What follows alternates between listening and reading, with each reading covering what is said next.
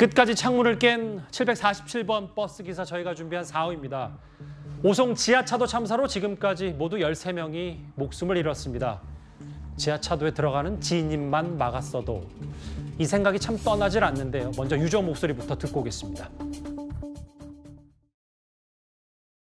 너무 어린 친구가 꽃을 피지 못한 상태로 이렇게 안타까운 죽음을 맞이한 게 너무 안타깝습니다. 솔직히 당황스럽고 지금도 믿기지 않는 현실입니다.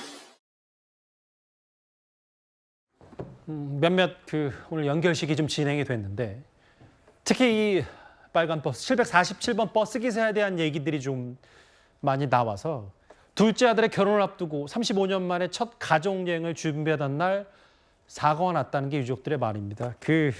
창문을 깨고 대피를 안내한 곳으로 전해져서 좀 더 안타까움을 좀 주고 있습니다. 그렇습니다. 많은 시청자분들께서도 이 버스 기사 이 씨의 사연을 접하고 좀 가슴이 먹먹해지지 않았을까 하는 생각이 드는데 저도 아침에 동아일보 나온 기사 보면서 여러 가지 생각이 좀 들었습니다. 이분이 평소에도 굉장히 봉사활동 같은 것도 많이 하고 동료들과도 굉장히 잘 지내고 또 아침에 이제 5시 운행이다 그러면 한 3시부터 그러니까 한 2시간 일찍 출근하셔가지고 청소도 하고 동료 기사들한테 줄 커피도 타가지고 이렇게 다 하고 이런 굉장히 이제 마음씨 좋은 그런 분이었고 또 9년 동안 이제 버스 기사로 생활을 하셨는데 9년 동안 한 번도 휴가를 가신 적이 없답니다. 그리고 네. 가족 단위 휴가는 35년 네, 처음으로 이번에 이제 10월 달에 둘째 아들이 결혼을 하기 때문에 그 결혼을 앞두고 이제 사돈댁이랑 같이 이렇게 해서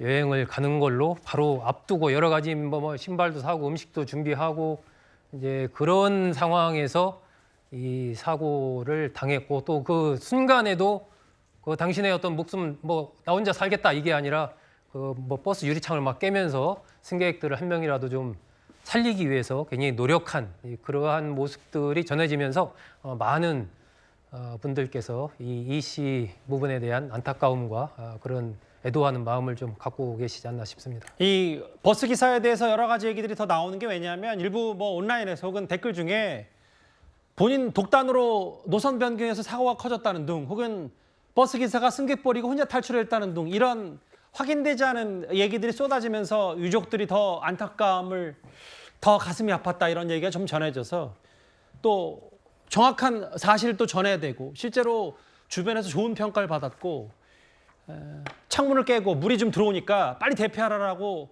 먼저 나섰던 747번 버스 기사는 저희가 꼭 한번 이 얘기를 좀 저도 하고 싶었거든요. 그런데 이 버스 기사 말고도 자기 목숨도 참 위태로웠는데 다른 이들에게 도움을 손길을 건넨 사람들이 또 있습니다. 14톤 화물차 기사 유병조 씨 그리고 증평군청의 공무원인 정영서 씨 좀 어떤 사연들이 좀 다시 좀 알려졌나요? 예, 유병조 씨 같은 경우에는 그 747 버스 바로 뒷좌석에 있던 화물차 운전 기사분이셨는데 물이 가득 차는 상황에서 버스가 전진을 못하니까 화물차의 힘으로 같이 탈출을 하기 위해서 뒤에서 받쳐가지고 이제 최대한 출력을 내봤다고 합니다. 예. 근데 물이 가득 차면서 이제 시동이 꺼지고 탈출이 안 되니까 본인은 이제 탈출을 하기 위해서 화물차의 이제 운전석 쪽 이제 유리창을 깨고 위로 올라갔거든요. 근데 이제 그 물에 휩쓸려 가지고 떠내려오는 여러분들을 이제 발견하고서 자신도 굉장히 위험한데도 그분들을 구조하기 위해서 손을 뻗어서 이제 잡고 그중에 여성분 같은 경우에는 본인도 위험한데도 이제 구조를 하려다가 유병조 씨가 위태로워질까 봐 저는 힘이 없으니까 제 손 놓으셔도 돼요. 그런데 유병조 씨가 끝까지 잡아가지고 화물차 위로 끌어올렸고 이렇게 굉장히 여러분들을 구해 주셨거든요. 예. 거기에 또 구해서 이제 구조를 받으신 정영석 씨가 이제 증평군청 공무원으로 밝혀졌는데 예. 이분은 이제 남색 셔츠를 입은 의인이다 이렇게 알려졌는데 나중에 신원이 확인됐습니다. 이분은 예. 유병조 씨에 의해서 구조가 된 이후에 자신도 다시 또 동참을 해가지고 여러분들을 이제 구조해가지고 많은 분들을 살렸다. 그러니까 촛불이 다른 촛불을 불을 밝혀줄 때 절대 빛을 잃지 않잖아요. 이거는 굉장히 또 이분들이 있었기 때문에 다른 분들의 생명도 구할 수 있었던 그런 사례다 생각이 됩니다. 저 증평군청 공무원인 정영석 씨의 저 손이요. 양손 다 피멍도 들고 얼마나 그 순간에 많은 힘을 썼으면 주변에 손길을 내밀다가 끄집어내서 구조하다가 저런 상처가 났는데 참 본인